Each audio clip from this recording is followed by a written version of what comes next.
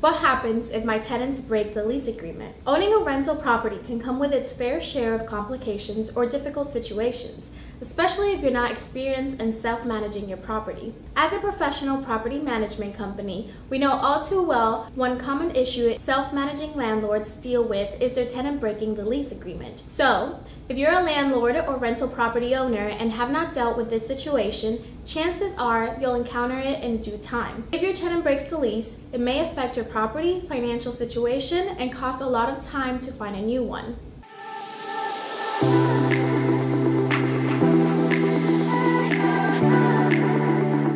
What happens if your tenant vacated early and broke their lease agreement?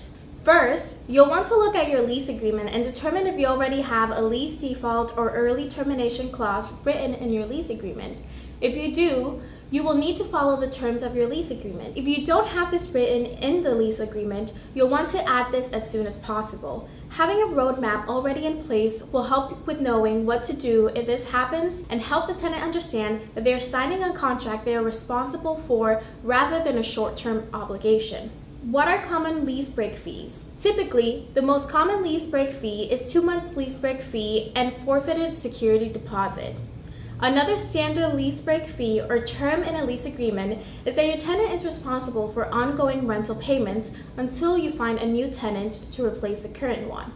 How to reduce this very common issue? The most common way to reduce this is to have a clear lease default section in your lease agreement. I would also recommend attaching an addendum to your lease agreement if you're unable to edit your lease.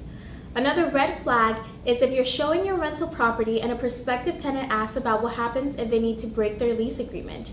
Most likely, they will break the lease agreement sometime during the lease term. So, what to do if your tenant does break the lease? You'll need to follow the terms of your lease agreement. Otherwise, if you don't have a lease default section in your lease, you'll want to research what your state requirements are. For example, here in the state of Florida, Florida Statutes 83.595 states a landlord can charge up to 2 months of rent for lease default or liquidated damages. Check your state requirements. A few tips to not include or accept if your tenant tries to break their lease. As a professional property manager, I recommend to never accept the following when your tenant breaks the lease agreement. Tenant finding a replacement. Never allow this option, as your tenant will end up posting on Facebook and other social platforms trying to find a new tenant to take their place. Can I sublet the property? This will become a nightmare and will only cause more lease problems and potential property damage. If your tenant has someone else move into the property and they continue to pay you rent, what happens when you don't receive rent? How are you going to evict someone that is not on the lease agreement? Stick to your lease terms. Always stick to what is stated in your lease agreement. Your tenant signed a legally binding contract, so there's no room for negotiation. I hope this information helps, and feel free to contact us here at the Listing Real Estate Management if you have any questions. Thank you.